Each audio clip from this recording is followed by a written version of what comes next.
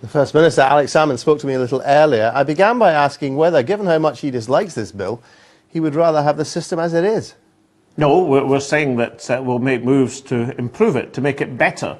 We regard this as a missed opportunity by the condemned government in London, but there's still time to make these improvements and to get a better deal for Scotland. So that's what we'll attempt to do. Right, but I'm just curious as to whether you think the status quo is better than what is being proposed as it stands. Well, there are flaws in what's being proposed which potentially could cost Scotland billions of pounds, but these flaws are capable of being rectified. It should be said that over the summer period, when we had 14 meetings with Treasury officials, we have managed to rectify some of the other flaws which were in the original proposals. I think what it will require now, Gordon, is parliamentary examination to identify and demonstrate what we are saying is correct, and then subsequent amendments to make these things beneficial for Scotland as opposed to detrimental to Scotland. Right, but I was still curious. I mean, if they present this in some final form, which is pretty much what they're proposing now, from the side of it, you are saying that you would rather just have the current system. And if in your view it's going to lose you billions of pounds, then surely you'd be better just having what there is at the moment. Yeah, but these aren't the only options. We believe in fiscal responsibility and independence. That won't happen, incidentally, Gordon, because the points we're making are absolutely demonstrable. They're absolutely true. The calculations have been done by the Scottish Government. Apparently the Scotland Office doesn't know the answers to any of these questions. Once that is established by parliamentary scrutiny, then the momentum behind making the appropriate changes will be irresistible. The other reason goes outside Parliament, because before this bill is finalised, these matters will go to the Scottish people at next year's election, and I have every confidence that people in Scotland will vote for something rather better than what's on offer from the condemns.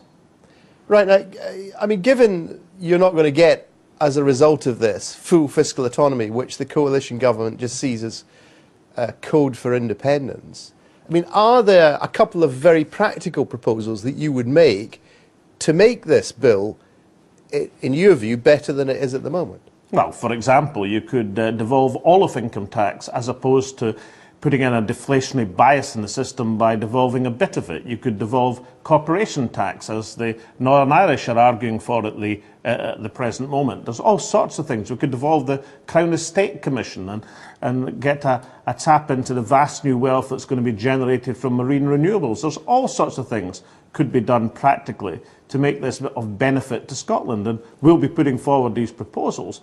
But I believe before this parliamentary process is finished, we'll have the strength of the Scottish people behind us who want something better than this. But even if you devolved all income tax to Scotland, I mean, there is a basic point here, isn't there? That, you know, if income tax receipts go down, your revenues are going to go down. That's just part of having increased fiscal powers. Well, you asked me how I'd remedy the problems. One of the problems with this proposal is that it devolves 50% of the low rate of income tax, 25% the higher rate, and only 20% of the top rate of income tax. So as people move up the income bands, Scotland gets progressively less of the income tax generated. So we don't even get the benefits from income tax under these proposals. We get much less than the benefit. But of course, one of the responses to income tax not being as buoyant as other taxes, of course, is to have control of other taxes. You know, for example, the Westminster government has put up national insurance and VAT. Scotland pays for that, but the benefits go to the Westminster Exchequer, not to the Scottish Exchequer. So clearly there are things you can do to make this a much better deal for Scotland and take out the deflationary bias within this proposal, which is fundamentally dangerous for the Scottish economy. Right. I know one of the objections that's been raised to this is that there could be circumstances where, for example, you would lower income tax here to try to boost economic growth and end up increasing economic growth, producing more revenues for the Treasury and having less revenues for the Scottish budget. Is that a valid objection in your view? And if so, how is that correctable? Well, for example, if a Scottish Government were to provide a tax incentive which boosted economic growth and therefore generated more income, more employment, then of course the Scottish Government would only be entitled to about 15% of that benefit, because that's all of the taxation that Scotland which is being devolved.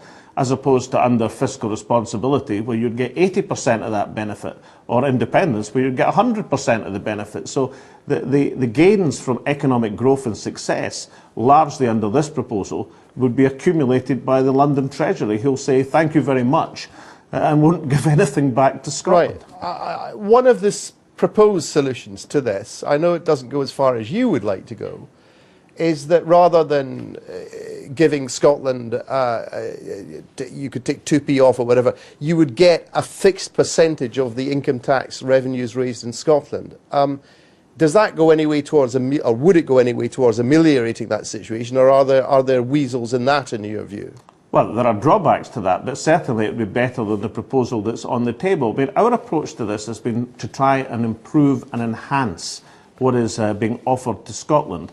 We have actually ironed out a couple of deficiencies which were in the original proposal in the summer, but it's gone nothing like far enough, and crucially, we haven't taken out the inherent deflationary bias. This proposal, as it stands, would cost Scotland money, which is why an idea, a concept of fiscal responsibility, which would gain Scotland money, is a much more attractive one. Now, any route along just that... explain what you mean by that. I mean, are you arguing in essence that this proposal would give any Scottish government almost an incentive to keep people in lower tax bands? Well, it certainly doesn't provide the incentives for growth and generating employment and income in Scotland. Now, obviously, as the Scottish First Minister, I do my absolute best to get people to jobs anyway. But it's obviously easier to do that if you get some of the income benefit, because then you can invest further to generate more jobs and more growth. You get into a virtuous cycle, as opposed to this proposal, which might take us into a vicious cycle. All right, First Minister, thanks very much indeed. Great pleasure. Thank you.